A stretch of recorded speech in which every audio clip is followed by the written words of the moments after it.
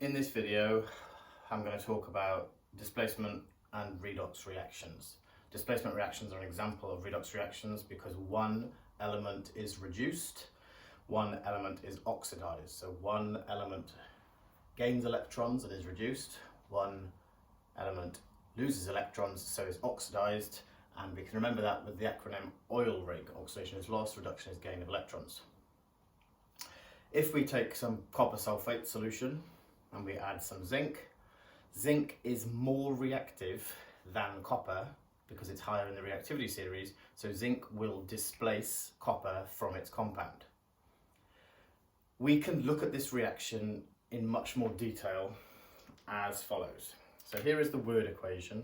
Copper sulfate reacts with zinc. Zinc displaces the copper from its compound to give you zinc sulfate and copper. When you observe this reaction, the blue colour of the copper sulfate will get paler because zinc sulfate is colourless. The silvery grey metal zinc will end up producing a pinky, maybe orangey brown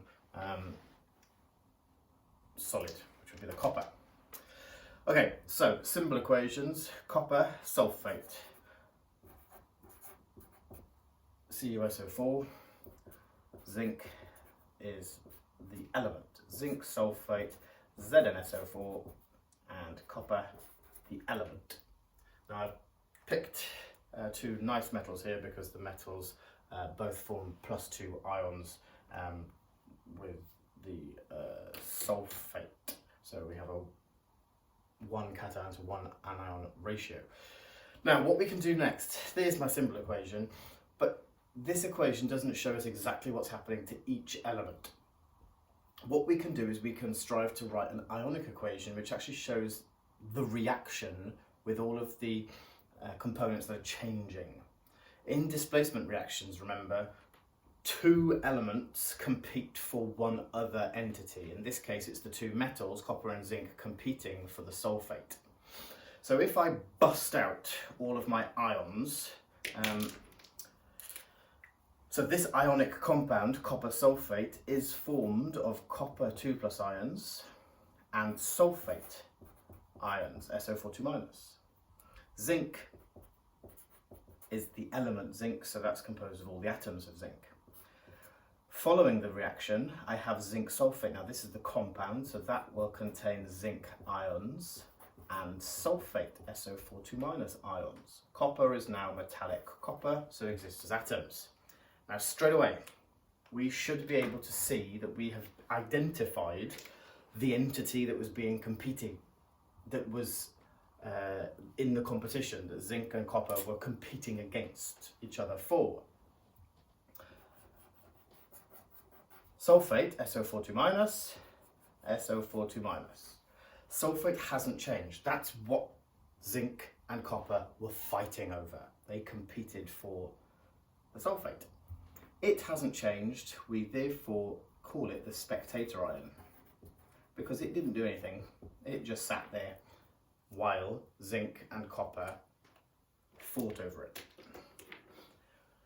Now because it didn't do anything, we can now omit it, we can get rid of it because it didn't change. And in chemistry, we're always interested in chemical changes. What has happened to each individual species? The ionic equation just shows actually what reacted. So we omit the spectator ion, and that leaves me with copper 2+ ions reacting with zinc atoms to form zinc 2+ ions and copper atoms. So I have just written out my all ion equation, omitting my spectator ions. So this shows me what's actually happening when zinc and copper 2+ ions compete. No matter what they are competing for, whether it's sulfate, chloride, nitrate, whatever, this is the actual ionic equation that will happen in every case. If we wanted to, we could put state symbols in, but for simplicity here, I don't want to. But that would be aqueous, the ions would be aqueous, and the metals would be solid. Now, oxidation half equation. A half equation shows what happens in terms of electrons to one element. There are two half equations for this reaction. There are always two half equations because two halves make a whole, make one. There will be a copper half equation to show exactly what happened to copper, and there will be a zinc half equation to show exactly what happened to zinc in this reaction.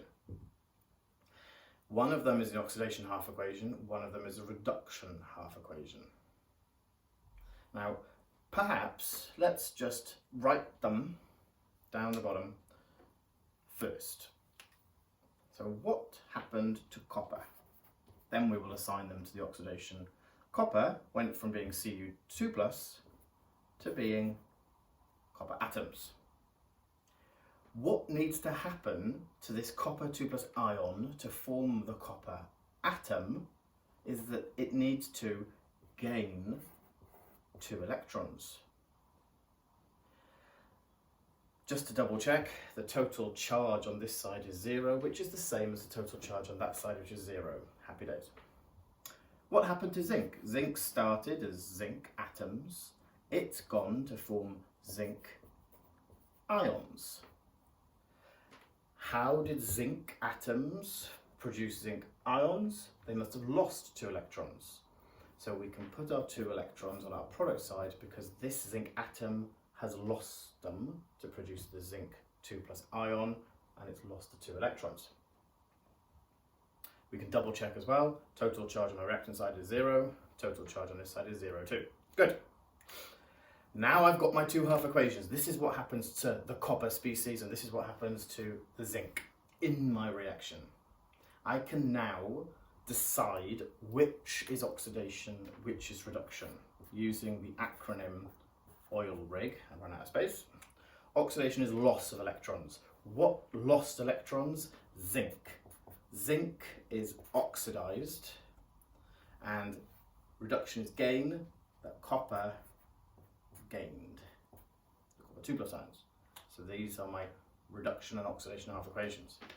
I can write them up here. So my oxidation half equation is that zinc went to form zinc 2 plus ions because it lost 2 electrons. And my reduction, copper 2 plus ions gained 2 electrons to form copper atoms. Now, one way you can always remember this is that the element that will be reduced will be the one lower down the reactivity series. Now, the way I remember that is that if you reduce something in a shop, reduce the price, for example, you lower the price. So the element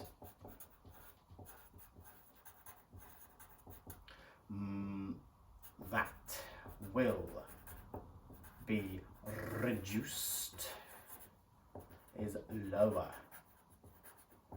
in the reactivity series. Reduce, lower.